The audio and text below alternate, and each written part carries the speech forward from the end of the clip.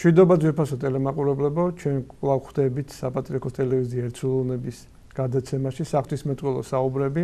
ამჯერად დღევანდელ გადაცემას მე წავიყვან, იმიტომ რომ ბატონ თემურს არ ქონდა საშუალება დასწრებოდა ჩვენს გადაცემას. ჩვენ არ გვესარგებლა იმ შემთხვევით, რომ სხალთის ეპისკოპოსი სპირიდონი აბულაძე იმყოფება თბილისში.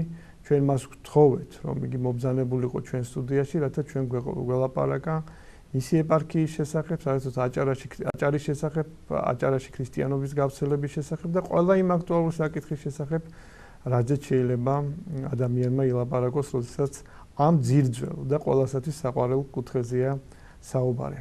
დიდი მადლობა მეუფე, დაგლოცეთ ჩვენი მაყურებელი. მე მინდა ჩვენი საუბარი პირდაპირ დავიწყოთ ერთი ციტატით. ეს ციტატა ეკუთვნის აი ამ ძირძველი კუთხის შვილს და როდესაც მე ის წავიკითხე, ჩემ გულში ეს ამა ღრმა ფესვები პოვა და დამამახსოვრდა და იმედია მთელი ცხოვრება მე მახსოვრება. ამ ციტატა გახლავთ ამგვარი. ამ კუთხის ბედი ჩვენი დიდი ეროვნული საკითხია. და ამიტომაც მისი ისტორია ყველა ქართველმა აკვანშიაც უნდა იცოდეს. ეს გახლავთ ჰაიდარ აბაშიძის სიტყვები და ბუნებრივია რომ აი სწორედ აქედან გვინდა დავიწყოთ. რამდენად იცი ჩვენმა ერმა მთლიანობაში აი ამ მართლაც ნატანჯი კუთხის ისტორია, რამდენად გააზრებული აქვს ის გმირობა, სულიერი გმირობა, რომელიც ამ კუთხის შვილებმა თავიძოზე გასწიეს და ის ტანჯვა რაც მათ გადაიტანეს მთელი ამ ბოლო საუკუნეების მანძილზე. ხმელს ვადაგლოცოთ. ძალიან დიდი მადლობა მოსვლებისთვის. უძვირფასესი კუთხია აჭარა საქართველოსი. იმდენად ძვირფასი რომ ჩვენი სარწმუნოება, ჩვენი კულტურა ყველაფერი თქვენ მოგეხსენებათ. ქართველი ხალხის შექმნილი კულტურა მთლიანად არის განპირობებული მართლმადიდებელი ეკლესიის მიერ. მთელი ჩვენი წერლობა, პოეზია, არქიტექტურა თუ რამე კარგი შეუქმნია ქართველ ხალხს და ღირებული და მსოფლიოს აგამზურში შემავალი მოგეხსენებათ ეს დედა ეკლესიამ შექმნა ჩვენი პირველი წიგნი შუშანიკის წამება იაკობ ხუცესმა ბერმა დაწერა ქართული ანბანის პირველი აი ყველაზე ძველი რაც ჩვენ დღემდე არსებული მიკვლეულიდან იცით თქვენ ეს პეტრეიბერის მონასტერში არის უძველესი და ყველაფერი შემდეგ რაც კი შეიქმნა თვითონ ხატრული პროზაც კი ჩვეულებრივად და პოეზიაც აი შოთა რუსთაველი მოგეხსენებათ ვერათ აღიკვეცა ჯვრის მონასტერში დავით გურამიშვილი და ძველი ჩვენი პოეტები მათი თემატიკა, მათი პოეზიის და იდეა მთლიანად იყო მართლმადიდებელი ქრისტიანობა. ძველი და ახალი ათქმა. თემურაზ მეორეს, ერეკლე მეორის მამას, მთელი ბიბლია კოლექცია, ასევე დავით გურამიშვილს და მთლიანად ეს ჩვენი ქართული ორიგინალური პოეზია და წერლობა აღდგენილია მთლიანად მისი შემქმნელი არის მართლმადიდებელი სარწმუნოება ჩვენი დედა ეკლესია ასევე ხუროთმოძღვრების ძეგლები ეხლა რა იქნებოდა საქართველოს ჯვრის მონასტრის გარეშე ან სვეტის ხოლდის გარეშე ან ალავერდის გარეშე ან ბანაოშკი ხახულის ოთხთა ეკლესიის ბაგრატის ტაძრის და უბისის და ყველა ამ ჩვენი ძველი ტაძრების გარეშე ეს არის საქართველოს სილამაზე და ჩვენი ეროვნული თვითშემეცნების და მენტალიტეტის უპირველესი, ასე ვთქვათ, გამოხატულება. და ეს ყველაფერი იწყება აჭარიდან. ეკლესიის ისტორია მოგეხსენებათ, ეკლესიაში აღესრულება 7 საიდუმლო. და ეკლესიის ისტორია ნიშნავს იმას, რომ უპირველესად აი ამ 7 საიდუმლოს აღსრულების დაწყების ისტორიას და როცა ღვთისმეტყვა უკვე იქადაგა ეს ჯერ მცხეთაში მოხდა პირველად როცა კვართი ჩამოაბრძანა ელიონს დემმა და ლონგინოს კარსნელმა და ამით წინასწარ დაიბეჭდა, რომ საქართველო იქნებოდა ღვთისმშობლის ქვეყანა, დედაღვთისმშობლის სილხვედრი და მანამდე ილია თესბიტელის ხალენით გამოგზავნით და დაფლით საქართველოში და შემდეგ უკვე ნაქადაგარი ღვთის სიტყვა, ანუ უშუალოდ ეკლესიის ქმედითი ისტორია იწყება აჭარიდან. თქვენ მოგეხსენებათ, რომ ქართლის ცხოვრება აღწერს ანდრია მოციქულის შემოსვლას საქართველოში.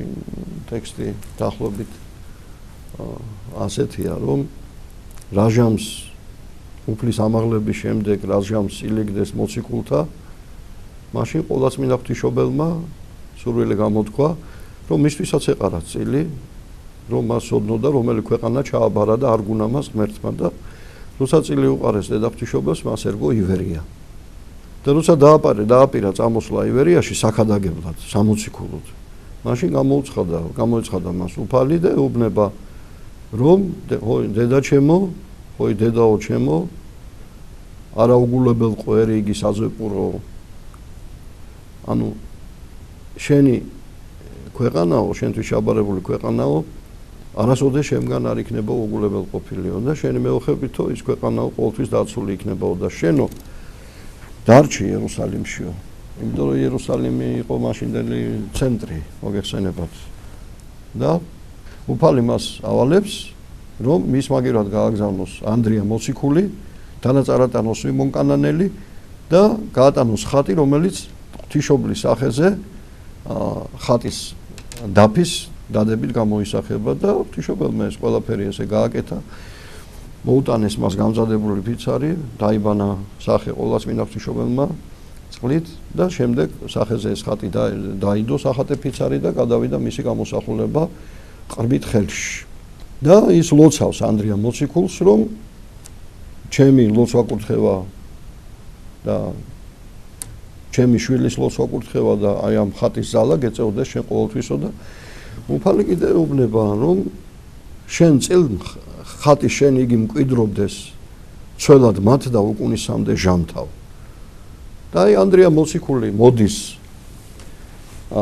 საქართველოში, ივერიაში, გამოივლის ის ტრაპიზონს, წერია რომელსაც სოფელი მეგრელთა არ ქადაგებს იქა და შემდეგ შემოდის ქვეყანასა ქართლისასა, რომელსაც დიდაჭარა ეწოდების და იწყებს სახარების ქადაგებას.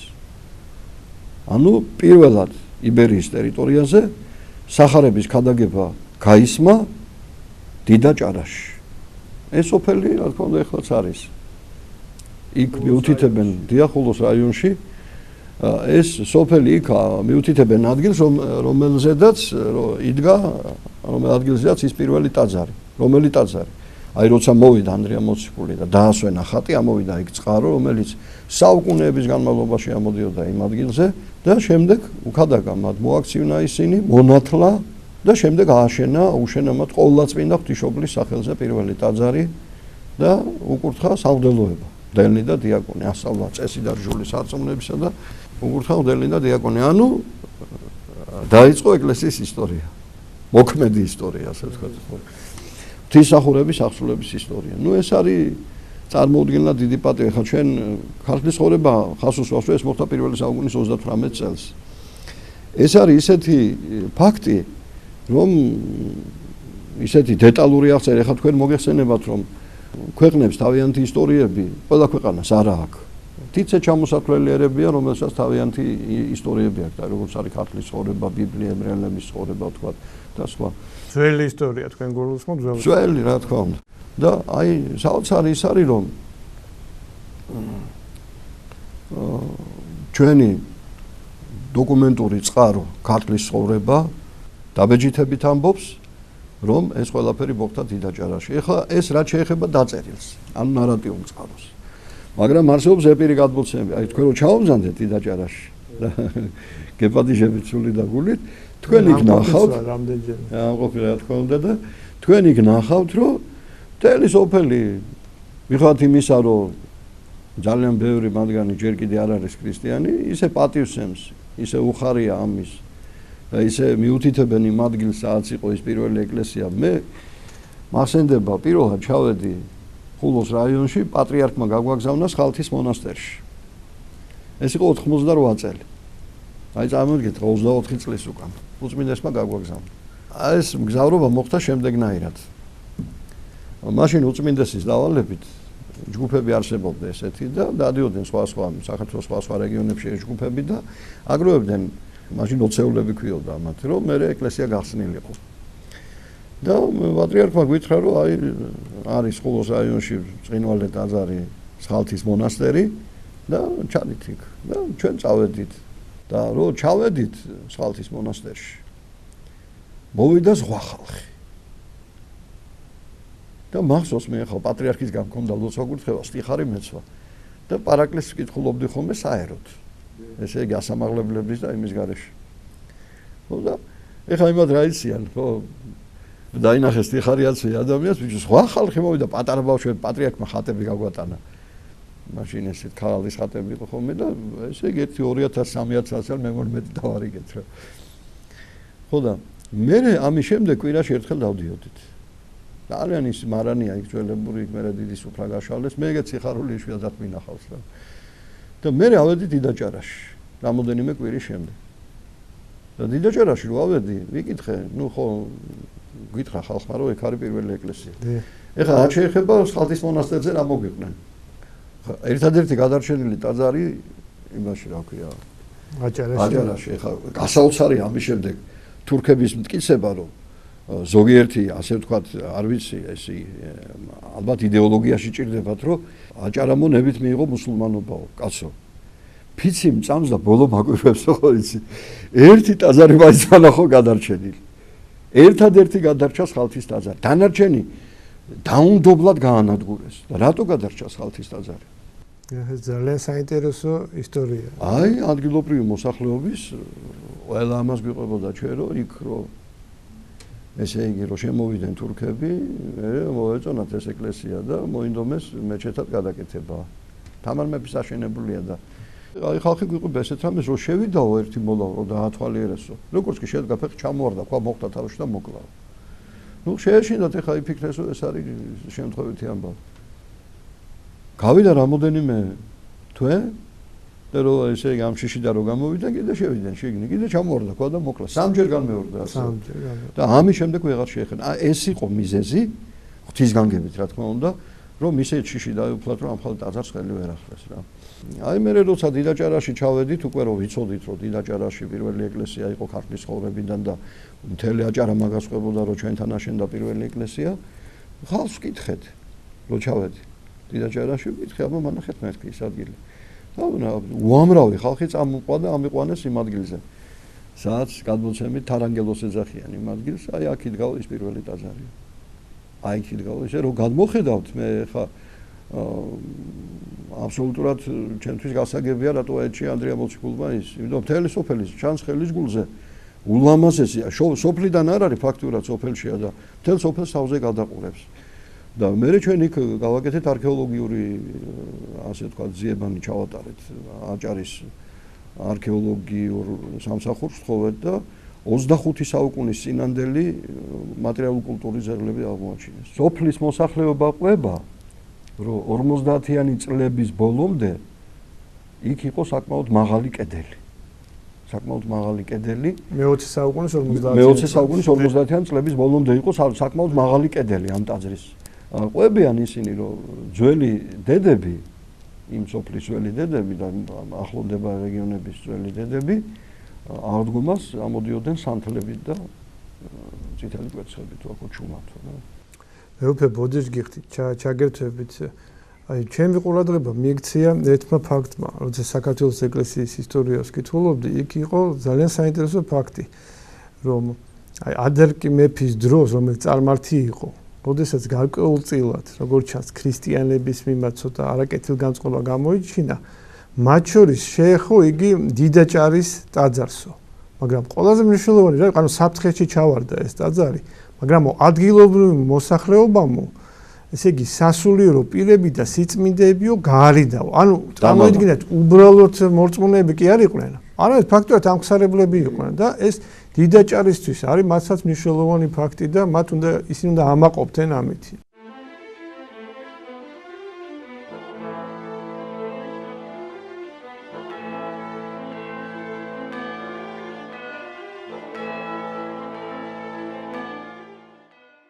თვითონ დიდაჭარაში ხა სოფელში არის უამრავი წმინდა ადგილები, ტოპონიმიკა შემონახულია. მაგალითად უბანია ქვია ხუთუბანი.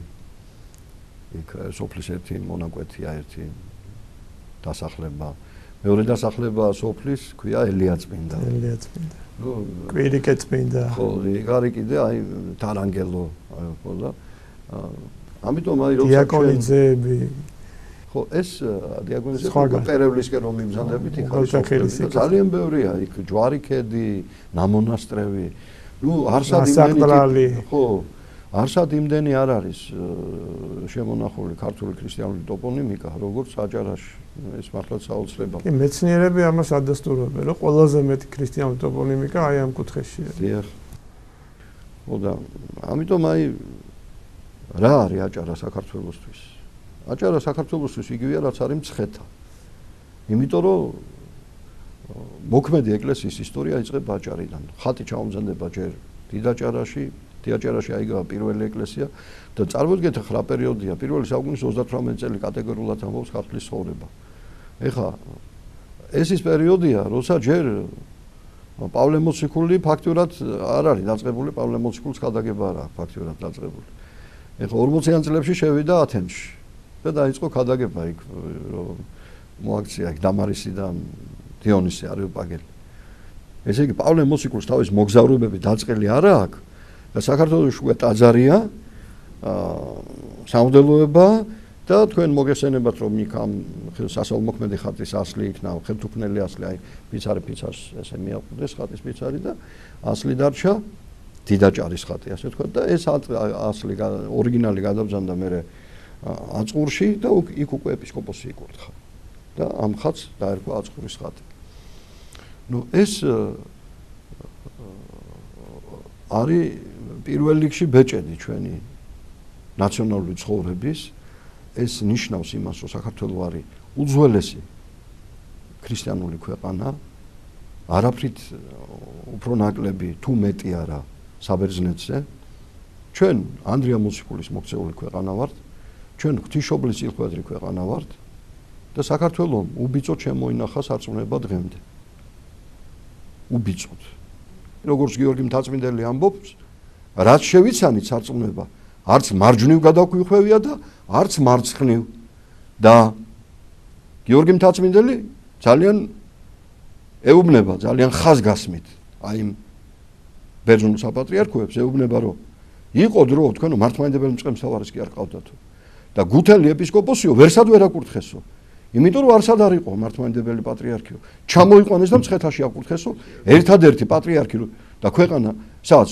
ყოველთვის იყო მართლმადიდებლო ეს არის მცხეთაო და საქართველო ეს ყველაფერი იწყება აჭარიდან და რა თქმა უნდა ავის მოსურნე ადამიანი ყოველთვის შეეცდება რომ შენი ფესვები სადაც არის ფესვებში ასე ვთქვათ დაგასუსტოს ფესვები გადაგიჭრას რა თქმა უნდა იმიტომ რომ ხე ფოთლებით კი არ იზომება და ტოტებით ფესვის სიღრმით იზომება მოგეხსენებათ ხო ჯერ კიდე წმინდა ილია მართალი ნახეთ რას ამბობს ერის გათახსირება მაშინ იწყება როცა ის თავის ისტორიას ივიწყებსო ამიტომ ჩვენ ყოველთვის საყვირით უნდა დავცეთ და ყოველთვის ძალიან ხმამაღლა უნდა ვისაუბროთ იმის შესახებ რომ აჭარა დიდაჭარა არის საქართველოს ქრისტიანობის აკვანი და მე რო ჩავედი სხალთაში იქ დავხვდა დიდი ტრანსპარანტი გაშლილი გაკეთებული უწმინდესის სიტყვებით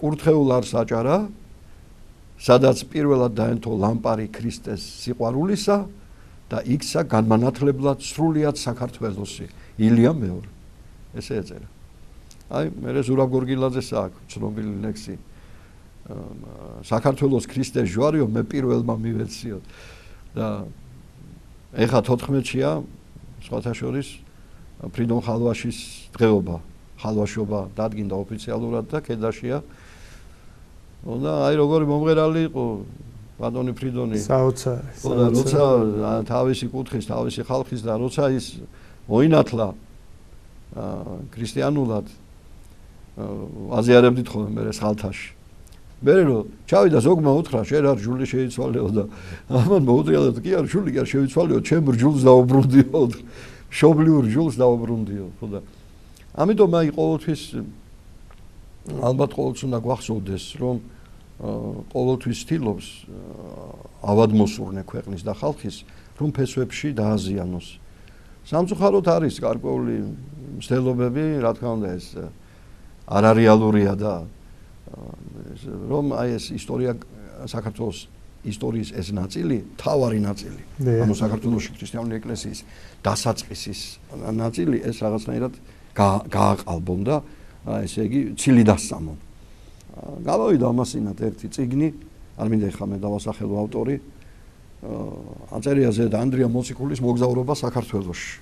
რო შეხედავ სათაური ისეთი აქვს, ეხნებისმიერ ადამიანს მოეწონება, ხო? და ისეთი საოცარ რაღაცები წერია ამ წიგნში, კაცო, ხა წარმოიდგინეთ თქვენ.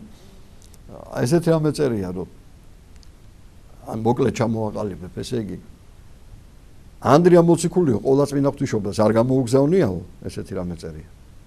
მისთვის ხატი არ გამოუტანებიაო. ანდრია მოციქულიო დიდაჭარაში არ მოსულაო. იქო არც ტაძარი აუშენებია, არც ძლები უკურთხებიაო და არც აწყურში გადასულა იქიდან და არც ხატი ჩაუბრძანებია იქ და არც ეპისკოპოსი უკურთხებიაო. ესო ყველაფერიო, აი აწყურის ხატია თავდასხმა პირდაპირ და პირველ ტაძარზე, ღვთისმშობლის ტაძარზე და პირველი სამღვდელობის კურთხეველზე. ესო შეთხსესო სამცხე საათაბაგოს თავადებმა ათაბაგებმაო, რატო რომ თავიანთი კუთხის სეპარატიზმი ამით გაემართლებიათ. ეხლა ისმის ჯერ ამას წაიკითხავ კაცი გაოცდები ხო?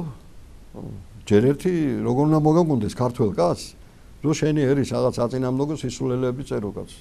ეხლა პირველი შეკითხვა რაც მოდის ის რომ აი თქვენ ასეთ რაღაც ვერსიას აყენებთ, მაგრამ რა გაქვთ საფუძვლად, ანუ რას ეყრდნობთ?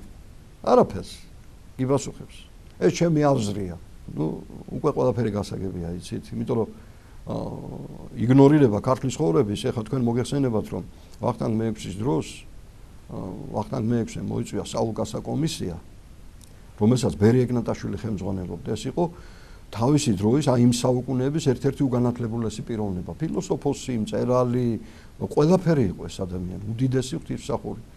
და მისი ხელმძღვანელობით შედგა ქართლის ცხოვრების რედაქცია, სპეციალური რედაქტირება გაუკეთეს.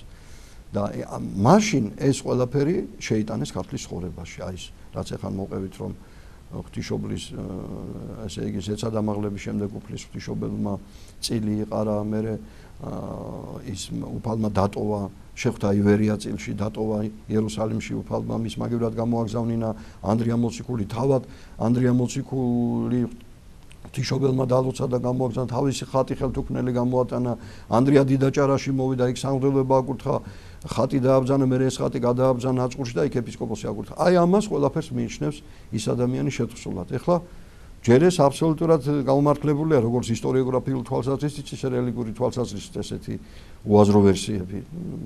მარტო უაზრო იყოს, კიდე არა უშავს. მაგრამ ეთყობა სხვა მიზნებიც არის აქ და ეხლა რა შეა საქმე? რელიგიურად იმიტოა ეს აბსურდი, იმიტომ რომ ყველა მიცის რომ საქართველოს დედა ღვთისმშობლის წილხვედრია. ამიტომ ღვთისმშობლის ქვეყანაში ვერავინ ვერ წამოვიდოდა მის გარეშე, მის ნებართვის გარეშე. ეს იქნებოდა პირდაპირ სამოციქულო კანონის უხეში დარღვევა და ეხლა წარმოიდგინეთ თუ კი ჩვეულებრივი მოციქული ერთი მეორის ქვეყანაში არ შედიოდა წილხდომილში, ახლა ღვთისმშობლის წილხვას ქვეყანაში ვინ შევიდოდა მის მაგას? ვინ გაბედავდა ხო? ეს ერთი და ისტორიულად იმიტოა აბსოლუტურად აბსურდული, იმიტომ რომ ისტორიოგრაფი არის მეცნიერება ფაქტების შესახებ და ამ ფაქტი რომ დაადგინო რაღაც უნდა ეყრდნობოდა რაღაც წყაროს. თუ არსებობს ისეთი წყარო, რომ გადაავლო თვალი, რომელიც ამბობს იმის საწინააღმდეგოს, რაც ქართლის ცხოვრებაში წერია. აქ არის ორი მომენტი. პირველი ქართლის ცხოვრების სანდოობის საკითხი. ხა ქართლის ცხოვრების ის რედაქცია დღეიდან 300 წლის წინათ შეიქმნა დაახლოებით. ხა როგორ ფიქრობ ჩვენ რაც ხელთმასალები გვაქვს, იმაზე მეტ მასალები არ ქონდათ მაშინ? და თქვენ კარგად მოგეხსენებათ, რომ როდესაც შემოვიდნენ საქართველოში რუსები, მათ ხელნაწერები ქართული ურმებით გამოქონდა, წვავდნენ ან აგდებდნენ მტკვარში ან სხვა მდინარეებში. ეს თქვენ იცით და ყველამ იცით. ანუ მე მინდა ვთქვა, რომ უამრავი ხელნაწერი განადგურდა. ეს ახლა, ანუ მე-19 საუკუნის დასაწყისში, მაგრამ მანამდე რამდენი. აი წარმოიდგინეთ, თბილისი აიღო ახამ ახმად ხანმა კაცო, მან დაწვა და გაანადგურა ყველაფერი საერთოდ. და ვახტანგ მეექვსის შემდეგ რამდენი აგრესია იყო საქართველოში თურქების, სპარსელების და რა ვიცი. ეს ხო ყველაფერი განიცდიდა საშინელ ასე ვთქვათ თავდასხმას ჩვენი კულტურული ძეგლები და ნარატიული ძეგლები. ჩვენი არქივები, ჩვენი წიგნები. ყველაფერი და წარმოიდგინეთ ახლა რამდენად მდიდარი მასალა ექნებოდა იმ ხალხს.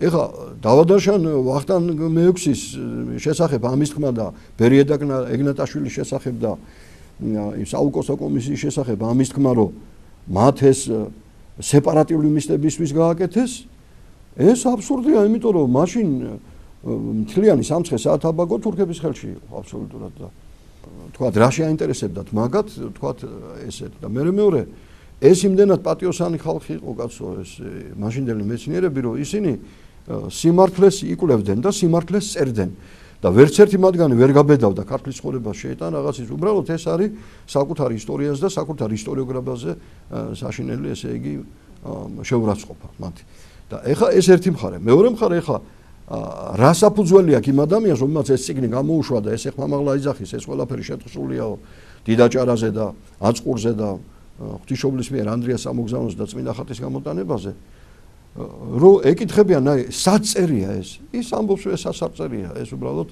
მე ასე ვფიქრობ და ამის პარალელურად მიდის სხვაგვარი პროპაგანდა რომ ისლამი ნებით მიიღეს სამხრეთ საქართველოს მცხოვრებლებმა რომ ეს ძალდაუტანებელი პროცესი იყო აი სწორედ ის წიგნი რომელიც ახალხანს გამოვიდა ეს არის საქართველოს ოსმალეთის არქივებში აი ამ წიგნის შესავალში წერია ეს რომ ოსმალური თქვათ მართლობა იმით იყო დაკავებული რომ ქართველი თავადები ერთმანეთს არ დასხმოდნენ თავს და ერთმანეთს ზიანი არ მიეყინებინათ და თქვათ აფხაზები არ დასხმოდნენ თავს აქეთ აჭარის მკუთხეს და ასე შემდეგ ანუ აშკარა მე მახსოვს საპატრიარქოს უწყებანის რედაქტორი რო ვიყავი მაშინ ჩვენ დავბეჭდეთ ასეთი რუბრიკა ქონდა რას წერს ჩვენი პრესა ქართული პრესა და დავბეჭდეთ ამონარედი კვირის პალიტრიდან და კვირის პალიტრას ჰქონდა აღებული ინტერვიუ ერთ-ერთ ლექტორთან, ეს გახდა სტამბულის უნივერსიტეტის ლექტორი, რომელიც ლაპარაკობდა სწორედ აჭარაზე და გასაოცარი სიტყვები აქვს მას, თქო, მე სპეციალურად წამოვიღე ერთ ციტატას მოვიტან, რომ უფრო ცხადი გახდეს და ხალხმა არ იფიქროს, რომ ჩვენ ახლა თქვათ პერიფრაზირებით ცოტა ვამოქებთ. აი რას ამბობს იგი? აჭარას მეჩეთები სჭირდება, მუსლიმანური სარწმუნოების გასაძლიერება. სულ მცირე 360 მეჩეთი მაინც უნდა აშენდეს. რაც ფული მაქვს, სულ ამ საქმეს მოვახმარ. ყველაფერს ვიღონებ იმისთვის, რომ აჭარლები ისტორიული სარწმუნოების მატარებლები იყვნენ. აქედან სასწავლებლად წავიყვანთ ახალგაზრდებს, აქ კი ფულს და წიგნებს არ დავიშურებთ მუსლიმანობის გასაძლიერებლად. და ვინ არის ავტორი მაგ წერილის? სულეიმან აჰმედ ოღლი ულუდ აღი. აი ესეთი ლექტორი და უფრო ზემოთ ამბობს ქრისტიანი ოდლები დღემდე აქტიურად ცდილობენ აჭარლების მოტყუებას რომ ეს რეგიონი ქრისტიანული იყო. იქვე თავისთავად ეწინააღმდეგება მე წეს რომ ესო მესხებმაცო და აჭარლებმაცო კარგად გაიაზესო რომ ეს ჭეშმარიტი სარწმუნოება იყო და ისლამიო და ამიტომ თავისთავად ეწინააღმდეგება მაგრამ იმდენად უტიფრად აცხადებს ასეთ იმას რომ ბუნებრივია ხა ეს თუ გაზეთში იწერება თუ წიგნებში იბეჭდება ბუნებრივია ზეპირად უფრო მეც იტყვიან ამას ზეპირად უფრო მეტად შეეცდებიან რომ დაარწმუნონ ადამიანები იმაში რომ თითქოს ამას რაღაცა საბრძოლე არადა ჩვენ ვიცით უამრავი მოწმობა აქვს როგორც სიცხლითა და מחვილით ხდებოდა მიღება ისლამისა როგორ თავს კვეთდნენ ადამიანებს ვინც არ იღებდა ისლამს ვინც ხატს არ შეაფურთხებდა აი ჩვენ ქართველებმა იციან კარგად ეს ისტორია ჯალალედინის მიერ თბილისის აღებისა და ორი ხატის დაბრძანებისა ხიდზე რომელსაც ფეხით უნდა გადაევლოთ და ადამიანები ამას არ აკეთებდნენ თავს ჭრიდნენ და ყრიდნენ მტკვარში მაგრამ არ იციან რომ ანალოგიური რამ გააკეთეს თურქებმა აჭარაში როდესაც იქაც აიძულებდნენ ადამიანებს რომ შეეფურთხებინათ ამ ხატისთვის და ვინც ამას არ აკეთებდა ის იღუპებოდა ასე რომ ეს ისტორია ძალიან ცნობილია და ხა შორს ვარ წავიდეთ ივანე ჯავახიშვილი მიუთითებს იმას თუ რა ხერხებს ხრიკებს რა ძალადობას მიმართავდა ჩვენი სამხრეთელი მეზობელი იმისათვის რომ მაჰმადიანობა გაევრცელებინა აჭარაში და შემოეტანა ისლამი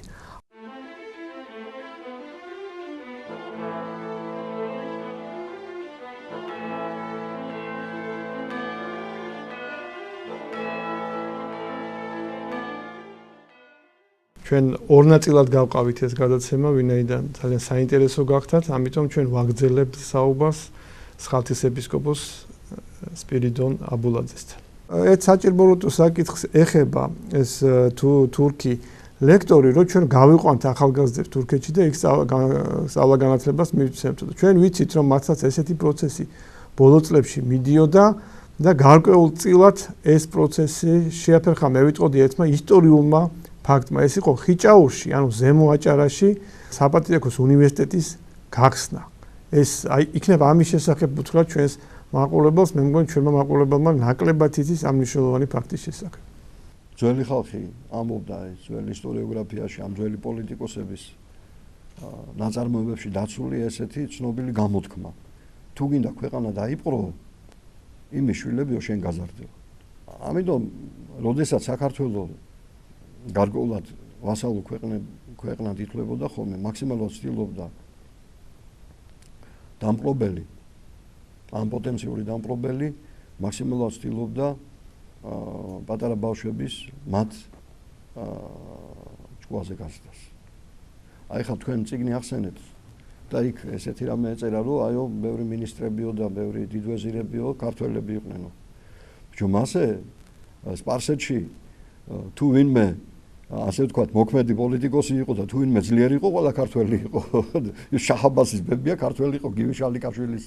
ალავერდი ხანი უნდილაძე, ამიმამყული ხანი უნდილაძე, გიორგი სააკაძე და რა ვიცი. ეს ადასტურებს ერთ რამეს, რომ ქვეყანა არის ძალიან დასუსტებული და დამპყრობელი აიძულებს, რომ მის კარზე ამსახუროს ეს ხალხი, ეს ამას ნიშნავს ეს მეც არაფერს. ამიტომ ყოველთვის ცდილობდნენ, რომ ქართველი ბავშვები მაქსიმალურად აღეზარდათ თავიანთი, ასე ვთქვათ, იდეოლოგიური გავლენის ქვეშ და ამის ასე მწარე შედეგი ჩვენ ყველაზე მეტად ვიგემეთ მაშინ, როცა აი კოსტა მირზამ, რომელიც გაიზარდა შახის კარზე, მამა მოკლა და თავის რძალ ძმის სოლს დიდ მოწამე კეთევანს უთხრა, რომ შენ ცოლად სამომყევიო და ამას მოყვა ზუსტად ამ წინადადებას საშლელი აჯანყება და ეს კაცი ქართველებმა გაანადგურეს. ხო და აი ზუსტად აი ამ უცხო დამპყრობელის იდეოლოგიაზე გაზრდილი ხალხი აკეთებდა საქართველოში ამას. ეს ისტორიული პრობლემაა. ეს არ არის ერთი პერიოდის ან თურქულის ან გუშინდელი ან გუშინწინდელი ან სპარსული ან რუსული. ეს პრობლემა დღესაც არის და ეს პრობლემა ყოველთვის იყო, როცა საქართველო გარკვეული სხვა ძალების ზეგავლენის ქვეშ იყო. ეს პრობლემა არ იყო მაშინ, როცა ჩვენი თავი ჩვენო გვეყუდნოდა. ეს იყო დავით აღმაშენებლის დროს, ეს იყო ვახტანგ გორგასლის დროს, ეს იყო გიორგი ბრწყინვალეს დროს, ეს იყო თამარის დროს. და აი მაგალითად მე მინდა გითხრათ ახლა სანამ გადავიდოდეთ აი ამ საკითხზე უნივერსიტეტის დაარსების საკითხზე ნამხელა მნიშვნელობის არის ეს. აი უბრალო მაგალითი ავიღოთ ახლა. თქვენ მოგეხსენებათ, რომ როდესაც საქართველოს ოკუპაცია რუსებმა მოახდინეს, ქართველი ახალგაზრდობა იძულებული ხდებოდა უმაღლესი განათლების მისაღებად წასულიყო რუსეთში. ეხლა რუსეთში რო ჩადიოდა ეს ხალხი, იქ არ იყო ქართული კათედრა, იყო არმენოლოგიის კათედრა. და ამ არმენოლოგიის კათედრაზე იყო ვიღაც პატკანოვი პეტერბურგის უნივერსიტეტში. და აი აქ შეიქმნა რაღაც ქართული ფილიალი, ასე ვთქვათ, სადაც ქართველი ბავშვები სწავლობდნენ.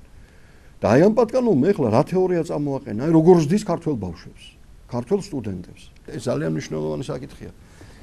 სიტყვა საქართველო ქართლიდან არის ნაწარმოები. და ქართლი ცენტრი იყო მცხეთაო. და ქართლის ეკლესია იყო მცხეთის ეკლესია. როცა ქართლი პოლიტიკურად გაძლიერდაო, მანო დაიპყრო მეზობელი ხალხებიო, არაქართველი ხალხებიო, ეს პატკანოვის თეორია მან ჩამოაყალიბა, მანამდე ეს თეორია არ არსებობდა.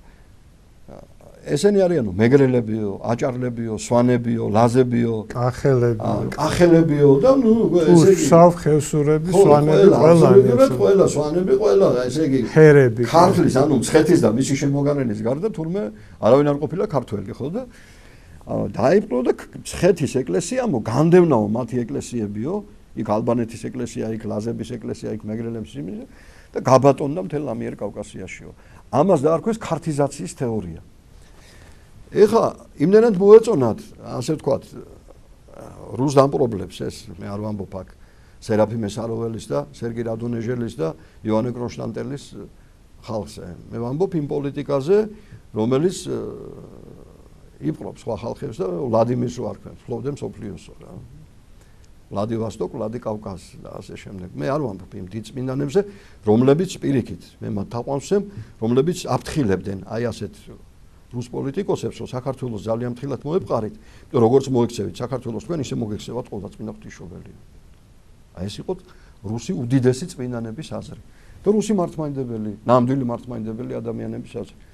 ნახეთ მე ძალიან მოეწონათ ეს შესაბამის ხალხს იქ ამ პოლიტიკის წარმმართველებს რუსეთში და დაღავიდა იბატონია იცი თქვენ დაპყრობა და შემოიტანეს უკვე ეს და ეს თეორია გაავრცელეს, ქართიზაციის თეორია. მერე მოვიდა კომუნისტები. აბსოლუტურად იგივე დამპყრობლული პოლიტიკა ჰქონდათ კომუნისტებს, ამაზე გაიდეოლოგია სად უნდა ვნახოთო საქართველოს დასამორჩილებლად. ესე იგი, საქართველოს ერთიანი კი არ არის, სხვა ხალხებიაო. ერთად კონგლომერატი შეყრილიო და აბსოლუტურად ის თეორია. ასე გაზარდეს ჩვენი ისტორიოგრაფები. სამწუხაროდ. ბევრი ჩვენი მეცნიერი ამის გავლენის ქვეშ მოეცა. ეხლაც არიან, ეხლა გამოვიდა მაგალითად 4-ე საქართველოს ისტორიას. აბსოლუტურად იგივე იდეოლოგია შინ გატარებული. ანუ ქართველთა ძირგამომთხრელი იდეოლოგია. და ეხლა ვნახოთ, რამდენად ეს პატკანოვის თეორია არის რეალობა. ეს პატკანოვმა შექმნა, კაცო, მე-19 საუკუნეში ეს თეორია. და მე-19 საუკუნემდე მთელი ისტორიოგრაფია, როგორც ქართული, ისე სომხური, ისე ბერძნული, ყველა ერთად აღიარებს, რომ ანდრია პირველწოდებული წმინდა ნინო იყო განმანათლებელი სრულიად საქართველოს, რომ ხალხები, რომლებიც ცხოვრობდნენ შავი ზღვის ნაპირზე და ცხოვრობდნენ საქართველოს უკიდურეს აღმოსავლეთში, ესენი ჩვეულებრივი ქართველები იყვნენ აბსოლუტურად. ჩვეულებრივი ქართველები. ანუ ქართული ნარატიული წყაროები, ქართლის ცხოვრება, სომხური აი მოსეს ხორენაცი მაგალითად, ხო? პირდაპირ შეგიძლიათ წაიკითხოთ რა წერს მინანოს მოგზაურობის შესახებ.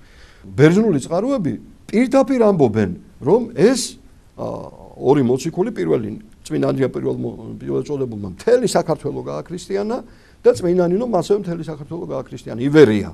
რუისურბნისის კრების დადგენილებაში ორივე არის ნახსენები. ეს არის კრება თან. ეს ხო არა ცალკეული პიროვნების აზრი. ეს იყო მთელი საქართველოს ერთიანი აზრი, რუისურბნისის კრება და მე მაკვირვებს, აი რამდენად გამჯდარია ეს დამპყრობლური დივერსიული იდეოლოგია ქართულ მეცნიერებში, რომ მაინც ამ პატკანოვის თეორიას იმეორებენ და საკუთარ ქვეყანას ძირს უთხრიან. აი ამაშია მთელი უბედურება. ანუ ჩვენ კი პოლიტიკურად გამთავისუფლდით, მაგრამ თითქოს სულიერად ვერ გამთავისუფლდით. აი ამაშია ესე იგი ჩვენ სულიერად ისევ ეგვიპტეში ვართ. ამაშია საქმე და აი ამიტოა უდიდესი ჯვარი და ტვირთი ჩვენი უწმიდესის და პატრიარქის, რომ აი ამ ტიტანურ სამუშაოს ის ასრულებს და თან გამოყავს საქართველოს ამ საშინელი, ასე ვთქვათ, სიბნელიდან და ხო და აი ახლა რაც შეეხება აბსოლუტურად იგივე რასაც აკეთებდნენ მე ახლა რუსები მოიყვანე მაგალითად აბსოლუტურად იგივე კურსი აქვს აღებული თურქებს რომ მათ დიდი თურქეთის იდეოლოგია უნდათ რომ გაატარონ და შესაბამისად ის ახალციხე, ახალქალაქი ისინი და მთელი აჯარა მეაჩნია თავისად ეხლა ბათუმში მაგალითად ხშირად ხდება ესეთი ამბები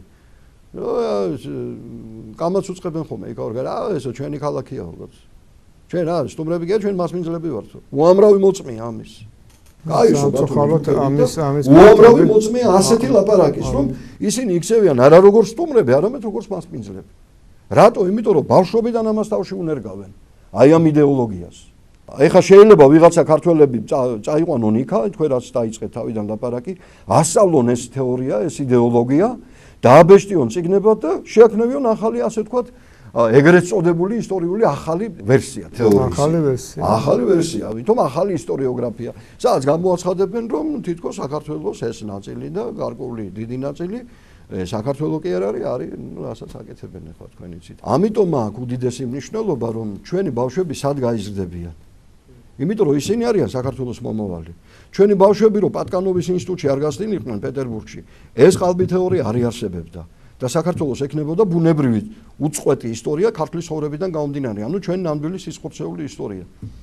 აი ეხლა რომ მიდიან იქ ბავშვები და მიყავდათ უпроსწორად ძალიან ბევრი, თქვენ უნდა გენახოთ, ჩემ მე ველაპარაკე რამოდენიმე ბავშვი აბსოლუტურად ცნობიერება და რუევლები არიან. აბსოლუტურად იმ ქართველობის აფელი აღარ ცხიათ. და ზოგიერთი რომელიც ოდნავ კიდე აცნებიერებს, ტირილით მოვიდა, ჩემთან ენა აღარ მახსოვს ქართულიო და გადმომიყვანეთ უნივერსიტეტში. და აი მე მინდა ამასთან დაკავშირებით თქვენ ისტორიული უწოდეთ აი ამ უნივერსიტეტის გახსნის პროცესს. ნამდვილად ისტორიული. აი ნამდვილად აი ისმა უწმინდესობამ ეს უდიდესი ისტორიული ფაქტი აღასრულა და მე მოკლედ ნახავ თქვენ ბრძანეთ მოკლედ გეტყვით ამის შესახებ. მე უწმინდესმა ჩვენ რო გაგვაგზავნა ეპარქიაში, რამოდენიმე ეს იყო 1-2-3 თვის შემდეგ ჩემთან მოვიდნენ ძალიან მაღალი თანამდებობის პირები. და მოვიდნენ და ძალიან დიდი გულისტკივილით მითხრეს, ძალიან მორიდებით მოვიდნენ. და მითხრეს, რომ მეუფეო, ძალიან სერიოზული საქმე გვაქვს თქვენთან და თუ შეიძლება რომ მოგვეხმაროთ. მე ვთხარი გისმენთ მეთქი და მოიტანეს წიგნი. და მომიყვნენ ესეთი რამე, რომ ბათუმში მოქმედებს უამრავი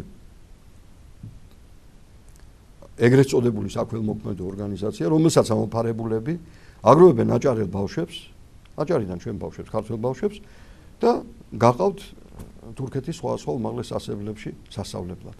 კაცა ტყვეთას ტყის დღეს გავს ეს მაგონებს εμას. რა თქმა უნდა, ეს შეიძლება უარესიც იყოს. უარესიც არის. რატო? იმიტომ რომ ტყვე მიცის რომ ის მოტაცებულია, ძალადობით არის აყვანილი. და აქედან მიყავთ ვითომ აი დასაწინაურებლად და პატივს გცემ. დაახლოებით ესე და ამიტომ ეს ადამიანი უფრო მეტად ეგება იმათ იდეოლოგიაზე, ვიდრე ის ტყვე, იმიტომ ტყვე შეიძლება გულში დარჩეს ის თავისი მაინც. პროტესტი აქვს შენ. ხუჭადაგოჩა. დია. მამლუქის ამბავი. ხო, როგორც იმიტომ იმაში გაიღვიძა ამ ქართველობამ, კაცო, მივხვდა რომ ეს ძალით იყო ყველაფერი და გადანახე რა მოხდა მე კინოში ყველა მიცით, ხო? მანახეს ეს წიგნი. აბსოლუტურად ჩამოთვლილი ორგანიზაციები, გვარები, სახელები, ფოტოები იმ ხალხის, ვინც ამას აკეთებს. სიები, ვინ გაიყვანეს ბავშვები. ნუ რაღა დაგიმალო და ცრემლები მომივიდა რა. პატრიარქი ბრძანდებოდა ბობოყვათში. მე ვთქვა წავიდეთ ახლა უწმინდესთან მეთქი და ჩავედით უწმინდესთან ბობოყვათში. და პატრიარქმა რომ მოусმინა ამათ და ნახა ეს უწმინდესმა ძალიან სულად გახდა უწმინდესი როგორ ახლა. საშინლად იმოქმედა რა, წერილი დაიწყო პატრიარქმა. და მაშინ ამ საუბარში რა ვქნათ? და იმათ თქვეს რომ ჩვენ აი ვეუბნებითო მშობლებს რომ რატო უშვებთო? 90 წლიდან დაიწყო ეს პროცესი. როგორც კი საზღვარი გაიხსნა. დია. და მე გიყვებით ახლა 2006 წლის ამბობ. უკვე რამოდენიმე წელია ვეხვერწებითო იმ ბავშვებსო. აი 2-3 წელია ჩვენ აქ ვართ. რომ ნუ გადიხარ მშობლებს რომ გვეუბნებიანო რომ მშობლებიო გვეუბნებიან კაცო რა თქვენი საქმეაო კაცო ფულს არ მახდებიებინ იქ და გავდივარო და მე სავლის ფული არ ამაქვს. მაშინ პატრიარქმა გადაწყვიტა ესეთი რამ რომ ის მოტივაცია რა მოტივაციაც მათ ჰქონდათ რომ იქ წასულიყვნენ ეს აღარ ქონოდათ. და დაარსებული იყო აქ აბსოლუტურად უფასო ჩვეულებრივი აკრედიტირებული ავტორიზირებული უნივერსიტეტი. ბაზად შეირჩა ყოფილი რუსული სამხედრო ბაზა. ეს წარმოუდგენლად ძვირფასი თქვენ ამყოფი ხართ იქ ძალიან ძვირფასი ნაგებობა. რა თქმა უნდა იმას ავიწყებენ ყველაფერი უნდა გამოცვლილიყო იქ, მაგრამ რასთავარია კედლები იყო რა. და იქ იყო სამხედრო პოლიცია. და მე ვთხოვე აჭარის ხელმძღვანელობას ბატონ ლევან ვაშალომიძეს და მან მითხრა რომ მე პირიქით გამეხარდებაო ესო ცენტრალური ხელისუფლების გადასაწყვეტია უნდა მე რა შემეძლება ხელშეგიწყობთო და მაშინ ჩვენ ვთხოვეთ ბატონ პრეზიდენტს ქალბატონ გიული ელასანიას მის დედას და რახან ეს ეკუთვნოდა სასაზღვრო პოლიცია შინაგან საქმეთა სამინისტროს ვთხოვეთ ბატონ ვანო მერაბიშვილს და ერთსულოვნად იქნა მიღებული ეს გადაწყვეტილება ეს ეგ ძალიან დიდი მივხვდით იმისა რომ წარმოიდგენთ ახლა თქვენ როგორ წინააღმდეგობაში ხდებოდათ იმ სამხრეთის მეზობლის მხრიდან, მაგრამ მე ხვთ ის განგებით, აი უფალმა რო ჯვარი გადაწერა, აბსოლუტურად ყველასგან ვიყავით უკვე დაცული და ჩამოვიდა პრეზიდენტი სხვა შორის და ჩვენ ერთად ჩავყარეთ იქ ეკლესიის საფუძველი მე და პრეზიდენტმა. და ძალიან დიდი, ასე ვთქვათ, მონდომებით დაგვეხმარა განათლების სამინისტრო და 15 პროგრამა ამოქმედდა ჩვენთან. 8 ბაკალავრიატი და 7 მაგისტრატურა. ეხლა ამ წუთში გვყავს 780 სტუდენტი. 780 სტუდენტი. დაარსდა გიმნაზია ასევე. უნივერსიტეტთან არსებული წმინდა გრიგოლ ხანძთელის. უნივერსიტეტია წმინდა პელავუსერისის. 450-ზე მეტი ბავშვი გვყავს გიმნაზიაში. მას ემატება ხულოს გიმნაზიაც კიდე. ხულოში გვყავს 160 ბავშვი და მოსამზადებელი ფაკულტეტები გვაქვს. ანუ დიდაჭარაში და ხიჭაურში. აბსოლუტურად უფასოა სწავლება. ხიჭაურში და ხულოში ყვება ჩვეულებრივად ორჯერადი და სწავლობს 1380-ია ბავშვი ხიჭაურში, 160 არის ხულოში.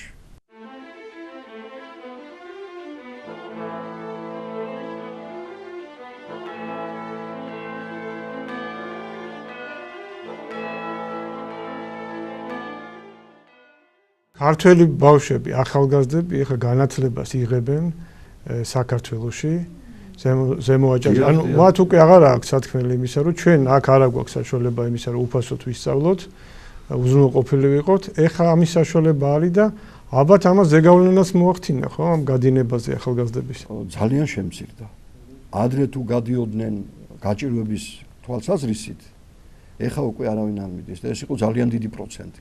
ეხლა შეიძლება გავიდეს თითოეულა ისეთი, რომელიც ასე ვთქვათ, სხვა წნეხს განიცდის. და ეს მართლაც ძალიან დიდი საქმე. ხულუში ცენტრში გამგეობის გვერდზე ძალიან დიდი ტაძარი აშენდა. ისეთი ლამაზია, რომ როგორ იხარ. ეს დასრულდა უკვე ამ ტაძარი. უკვე გუმბათი გადაიხურა, ზედანავები გადაიხურა და ალბათ დაახლოებით 2 კვირაში უკვე სპილენძით გადახურვა სრულდება. და 3 მოციქულის სახელზეა რა ეს. 3 ტრაპეზია, ანდრია პირველწოდებული ცენტრალური ტრაპეზი, აქეთ-იქით სიმოკანანი და მათათა მოციქული.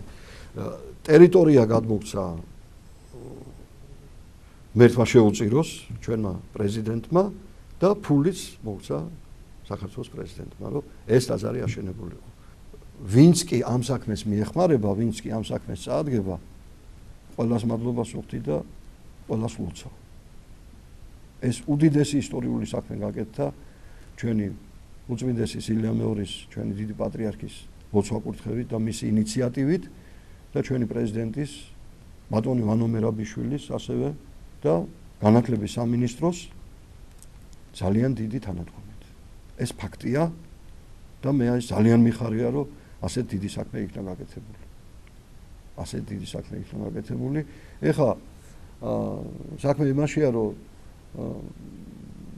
ძალიან მიდის ჩვენთან უნივერსიტეტში ძალიან ფუნდამენტური სწავლა. რას ნიშნავს ეს? ესე იგი, ჩვენ ყველა საგანში ელექტრონული ვერსიები გვაქვს ამობეჭდილი და ვაძლევთ სტუდენტს წინასწარ. ჯგუფები, აი მაგალითად ისტორიკოსები, ხო? სრული პროფესორები, ასოცირებული პროფესორები, ძალიან ძლიერი აი აჭარაში, ძალიან ძლიერი სპეციალისტები ჟდებიან, ადგენენ ერთ სელექციო კურსს. ყველა საგანში გვაქვს ასე ლექციები წინასწარ გამზადებული და ქართული ლიტერატურის ისტორია, ქართველოლოგიის ლექციები, ყველაფერი და მე ძალიან მეც ვსწავლობ, იცით? მეც მათთან ერთად ვსწავლობ ჩემ სტუდენტებთან ერთად. ეს არის საოცარი ახალგაზრდობა. საოცარი, ესე იგი, ისეთი წმინდა ახალგაზრდობა, ის ძველი გენი რომ მოძდევთ, ძველი აჭარული გენი, აი წმინდაზე წმინდა ხალხი. წმინდაზე წმინდა. საოცარი ისეთი, რომ ბავშვები სულ აი ბათუმიდან რომ ამოდიან ჩვენი პროფესორ მასებლები, ესე წასვლა არ უნდა თქობე რა. ისეთი სუფთა ახალგაზრდობაა. არ შემიძლია არ გითხრათ, რომ 22 წლის წინ ვიყავი მე ზემო აჭარაში პირველად. მაშინ ჩატარდა წმინდა ანდრია პირველწოდებულის პირველი გზა. 12 დღე ვიარეთ ორ სასულიერო პირთან ერთად აჭარის სოფლებში, მოინაცლა ხალხი და აი შტაბეჭილება, რაც მე მაშინ მივიღე, დღემდე არ განმენელებია. რა შტაბეჭილებაა ესა? ეს არის შტაბეჭილება ამ ხალხისა. აი ისეთ სისუფთავეს, სიალალეს, ისეთ სტუმართ მოყვარეობას, ისეთ რაღაცა ძირძველ ქართველობას შევხვდი მე, რაც მე აი მანამდე ამასთან შეხება არ მქონია და იმის შემდეგ ყველას უყვებოდი, რომ ეს არის გასაოცარი ხალხი. ეს არის საოცარი ხალხი და მით უფრო არის განსაკუთრებული ძალისხმევა საჭირო იმისთვის, რომ ამ კუთხეს ხარში ამოუდგეს. მე ვიცი, რამდენ შრომობთ იქ თქვენ, მეუფე დიმიტრი, ამასთანავე ყავდა ჩვენ სტუდიაში სწორედ. იქაური სამღვდელოება, ერის ადამიანები, საერო ადამიანები. მაგრამ აი ეს ისეთი კუთხია, ისეთი მნიშვნელოვანია. სტრატეგიული სისხლცეული მთელი ჩვენი ქვეყნისთვის, რომ ამ საქმეში მთელი საქართველო უნდა ამოგიდგეთ თქვენ მხარში. ანუ ეს არ არის მარტო აი თქვენი საქმე, იმ ერის ადამიანების, იქაური ხელისუფლების საქმე, იქაური ინტელიგენციის საქმე. ყველა ადამიანი, ვისი დახმარება საჭირო, ჭირდება აჭარას. ყველა როგორც ერთი, როგორც უბრალო ჯარისკაცი უნდა დადგეს. ეს არის ჩემი პირადად ჩემი განწყობა შინაგანი, რომ აი ასეთი განწყობით უნდა ვიყოთ ჩვენ აჭარის მიმართ. გაიხარეთ. მე მინდა ახლა აუცილებლად აღნიშნო, რომ ძალიან დიდი კეთილგანწყობაა ადგილობრივი ხელისუფლების მხრიდან, აი ბატონი ანზორი ბოლქვაძეა, ჩვენი ვიცე-სპიკერი, ეს კაცია, რომელიც უამრავ ეკლესიებს მიეხმარა, უამრავს. მთელი ოჯახით მონათული.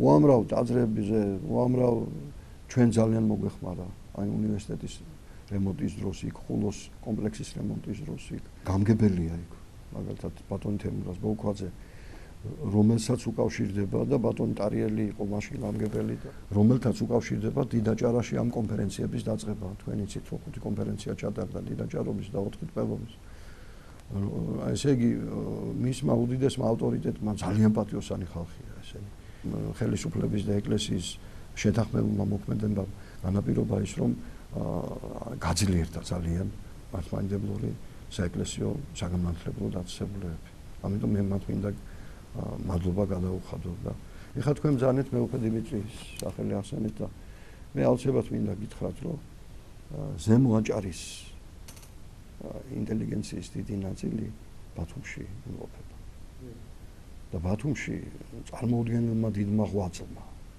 ეხლა თქვენ იცით ეს ამას ალბათ არც რეკლამა ჭირდება და არც არაფერი რასაც მეუფე დიმიტრი ბათუმში აკეთებს განაპირობა ის რომ უამრავი ხალხი მოინათლა ზემო აჭარიდან ჩამოსული და გახდა იქ ქრისტიანული მე შევხედრი ვარ ამ ოჯახებს ესა საუკეთესო ოჯახები საუკეთესო ინტელიგენცია მათაც ხულოს ქედა შუახევის ბათუმში ძირითადი ინტელიგენცია ძალიან დიდი ნაწილი არის ხულო ქედა შუახევიდან ჩასული და ისინი დღეს ესეთი ქრისტიანული ოჯახებია უკვე ჩამოყალიბებული და აი ამ ადამიანების ასე ვთქვათ ესეთი დიდი სულიერება მთლიანად არის მეუფე დიმიტრის დამსახურება და რომ არა მეუფე დიმიტრის დიდი ღვაწლი იქ რომ არა ის დიდი დაწესებული ამდენი საბავშვო ბაღი ამდენი გიმნაზიები ამდენი სემინარია რა ვიცი რა უამრავი საეკლესიო დაწესებულებებია რომ ეს არ გაეკეთებია მეუფე დიმიტრის არ მოდგეთ რა თქმა იქნებოდი თქოს აი ეს ზალა ეს სულიერი დიდი ზალა აკავებს ძალიან იმ მოძალებულ ასე ვთქვათ ხალხს რომელსაც უნდა რომ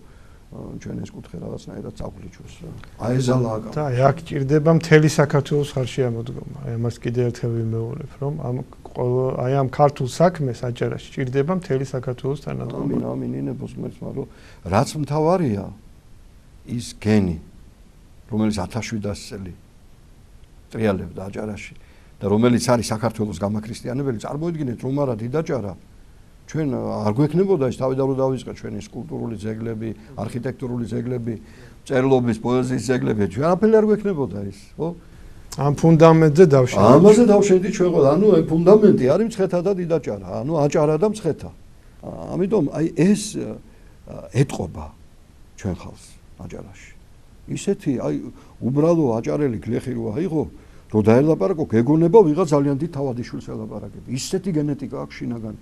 ისეთი ღირსება საოცარი და ისეთი ქართული ფესვი აქვს მუხტი რომ აი გეგონება რომ ელაპარაკებ ვიღაც ი თავადიშვილს რა ისეთი ისა აქვს რა შინაგანი ქრისტიანობა მე უკვე რაც მე დავინახე ამ ქართულ ძალიან ვაჟე სტუმრისთვის თავდადება კაცო აი მაგალითად დიდაჭარობის კონფერენცია იყო და ბანკეტი იყო საღამოს და მე სტუმრები ოჯახებში ნაწილდებოდნენ და მე ავედი ახლა რეზიდენციაში ცოტა დავიღალე და მესმის ქვევიდან ჩხუბი ყვირილი ჩვენ გავიკვირდა კაცოვი სულ პროფესორია და ისად ჩამოსულები გადა ჩავედი ქვევით რას ხედავ ბას ჩემი თანამშრომელს მასწავლებელს თურმე რამოდენიმე სტუმარი უკვე შეუთანხმებია რომ თქვენ ჩემთან წამოხვათ და მარშრუტკის ზოლ რომელიც იგივე ქალაქიდან არის ხოლმე თურმე ესენი როგორც იტყვიან მოუპარია წაუყვანია ისეთი ჩხუბი იყო ატეხილი ვის გაუბედე შეესტუმრები წაართიო და ვის გავაშველე რა თქმა უნდა სიტყვიერი მე მაქსიმუმ ვის გაუბედე შეესტუმარი წაართიო მე შევასწავლე ესეთ მომენტებს გიმნაზიები რომ იყვნენ დამეგობრებები წმინდა ილია მარცლის გიმნაზია და ხულოს გიმნაზია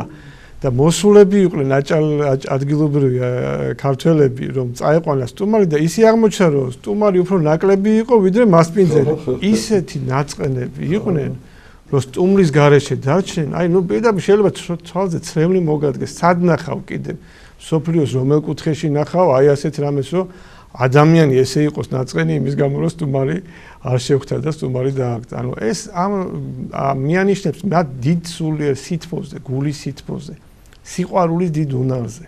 და მათაც აი საოცარი ხალხი არის და ამიტომ არის რომ ძალიან გვიყვარს ჩვენ ეს კუთხე.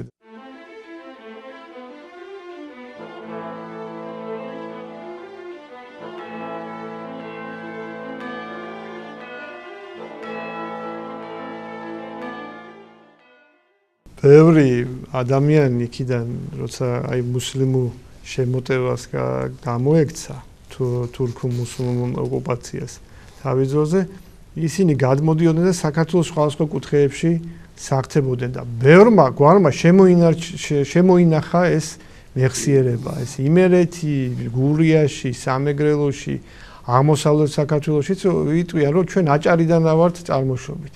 ანუ შეიძლება ითქვას რომ აი აჭარა მოიცვა მთელი საქართველო და აი ეს კავშირები არის ძალიან დიდი კავშირი არის და დიდი სულიერი ერთობა გახლავთ. დიახ, ეხა იქ ვიდის ძალიან ისეთი აღშენებლობითი მუშაობა თვითონ უნივერსიტეტს და ეზოში დაძარი შენდება, როგორც გითხარით, ხულოში დამთავრდა ფაქტიურად იმ დაძრის შენებლობა. ძალიან გვინდა რომ წელს მოვასწროთ კურთხევა უკვე დაძრის, უწმინდესმა ბრძანა რომ ჩამოვალა აუცილებლად რომ ხულო ქართული სულის აკვანია კაცო, იქიდან მოვდივარ ჩვენ ყველა. ცხეთიდან და ხულოდან მოვდივარ სულ ყველა, იმიტომ რომ იქ კვართი დაიფლა და წამოვიდა მადლი, აქ პირველი ტაძარი აშენდა, პირველი წირველოსვა ჩატარდა, პირველი სამღვდელობა მოციქულ მაგდა ადგა პირველად. პატრიარქი რო ჩამოვძანდება ხოლმე სხალთაში, ესე ამბობს და სრემლი მოდის ხოლმე სხვა შორის. ეს ისეთი წმინდა მიწაო, რომ აქ რო ადამიანი მოვა, ფეხი უნდა გაიხატოს, ფეხშველმა უნდა იაროსო. აქ მოციქულები დადიოდნენ. და ამიტომ აი ძალიან დიდი იმედი გვაქვს პირველ რიგში მისი უწმინდესობის ლოცვის. ღვთის იმედი გვაქვს პირველ რიგში, რომ ყველაფერი მოგვარდება. რაც აღმერს არასწადეს, არასაქმე არ იქნების. მე ამაში ძალიან დამარწმუნა ცხოვრებამ. მეუფე ისეთი საინტერესო თემაა, ისეთი გულში ჩამწდომი, იმდენად მაცამნიშვილოვანია, რომ ალბათ კარგახანს ჩვენ ვერ დავასრულებთ საუბარს, მაგრამ რაღაცნაირად მაინც ჩვენი გადაცემა მიუახლოვდა დასასრულს და მე მინდა ჩვენი გადაცემა დავასრულო ისევ და ისევ ჩვენი პატრიარქის სიტყვებით, რომელიც მან 2000 წლის წინ თქვა, რომ აჭარა ჩვენ კი არ უნდა მოვაქციოთ აჭარა ქრისტიანულს, არამედ აჭარამ უნდა მოგვაქციოთ ჩვენ ქრისტიანულს. ანუ პატრიარქმა იმთავითვე განსაზღვრა, განჭრიდა სული ამ ხალხისა, ამ კუთხისა, ის დიდი სულიერი პოტენციალი, ის დიდი ქრისტიანული გული, რაც ამ კუთხის ხალხს აქვს და აი ესეთი ფაქტიურად ისტორიული სიტყვები თქვა და ჩვენ ეს ყველას გვახსოვს, რა თქმა უნდა, დღევანდელ სასულიერო პირებს, საერო პირებს და სწორედ აი ამ თვალსახედვით, აი ამ სულის კვეთებით უყურებთ აჭარას და დიდი იმედი გვაქვს, რომ ძალიან ბევრი სასიკეთო პროცესი იქიდან წამოვა. მადლობა და დიდება უფალს ყველაფრისათვის. მადლობა და დიდება უფალს ჩვენი პატრიარქისათვის. იმიტომ რომ ყველაფერი ის რაც ჩვენ ახლა მოვყევით და რაც საერთოდ საქართველოში ეს დიდი აღორძინება მოხდა, ეს არის ჩვენი უწმინდესის ლოცვა კურთხევა და მისი ლოცვის ზალა. და მე ეს პირადად ჩემ თავზე გამოვცადე. იცით, მე მოწმე ვარ იმ პირველი დღეების მაშინ მე რისკაცი ვიყავი და ვხედავდი საქართველოში რა ხდებოდა, როგორ მოასწდა საქართველოს დედა ეკლესიას უწმინდესის მოსვლის მთელი ახალგაზრდობა და მე როდესაც უკვე პატრიარქთან თანამშრომლობა დავიწყეთ, პატრიარქმა აგვიყვანა უკვე საპატრიარქო სამსახურში, ერთ რამეს ვაკვირდებოდი, უწმინდესი რო გვეტყოდა რომ თქვენ გააკეთეთ ეს, იქ არაფერი წინააღმდეგობა არ ხდებოდა. ესე იგი თავისით ხდებოდა ყველაფერი. თუ ოდნავ მაინც ჩვენ ჭკუაზე რაღაც შეგვასწნენ და ბოროტი და გადაუხვევდით გვერდზე და ვითომ გვეგონა რომ აი საქმეს ვაკეთებთ, იქით წავიდოდი, იქ ისე წინააღმდეგობა ხდებოდა, ის საქმე ამფრთარ გამოდიოდა. და ამით თანთავრწმუნებოდი რომ საქმეს ჩვენ კი არ ვაკეთებთ, არამედ აი ღვთის ზალა აკეთებს უწმინდესის ლოცვა კურთხევით, იმიტომ რომ ძალიან ბევრი იყო ესეთი, აი საქართველოს სხვა რეგიონებში ძალიან ინტენსიურად ხდებოდა გასვლა და აშკარად ჩანდა ეს საოცარი ზალა ლოცვა კურთხევის, პატრიარქის ლოცვა კურთხევის და აი აჭარაში რაც კი ეს დიდი აღმავლობა დაიწყო, იქ მეუფე დიმიტრის შაბზანებით ჯერ მეუფე კონსტანტინეს დროს და მერე უკვე 88 წელში ჩვენი გაგზავნის პატრიარქის მიერ და მე 90 წლის დეკემბერში გულად მაკურთხეს და დამნიშნეს სხალთის მონასტრის წინამძღვრად და მერე ხულოში რომ გაიხსნა იმ სკოლა იქა ეს ყველაფერი აბსოლუტურად იყო უწმინდესის ლოცვა კურთხევის ზალის შედეგი და გამოვლინება და ერთმა გააბწყინოს ჩვენი სამშობლო, გაამთლიანოს, დაუბრუნოს თავის დაკარგული ტერიტორიები და ეს ყველაფერი ასე მოხდება მისი უწმინდესობის ლოცვა კურთხევით, მისი მადლით, ლოცვით და ჩვენი გაგონებით ჩვენ პატრიარქს. თუ ეს იქნება ასე, საქართველოს არაფერი აღარ გაუჭირდება არასოდეს. გაიხარეთ მეუფე, დაგლოცეთ კიდევ ერთხელ, დალოცეთ ჩვენი მაყურებელი და აი ჩვენი ტელესტუდიიდან დალოცეთ აჭარას. ერთმა დალოცოს. სრულიად საქართველოს მისი უწმინდესობის ლოცვით და დალოცოს აჭარის მოსახლეობა მთლიანად. ქართველების ნათლია. მთელი საქართველოს ნათლია. ჩვენ მაყურებელს შევახსენებთ, რომ დღეს ჩვენი სტუდიის სტუმარი გახდათ. მიჭეს კიდევ აი სიტყვა სტუმარი თქვა, იმდენად ახლობელია მეუფე სპირიდონი ჩვენი ტელევიზიისთვის, მთლიანად ყველა ჩვენთაგანისთვის. დღეს ჩვენთან იმყოფებოდა სტუდიაში მეუფე სპირიდონის ხალთის ეპისკოპოსი და ჩვენ ვისაუბრეთ აჭარის თემაზე.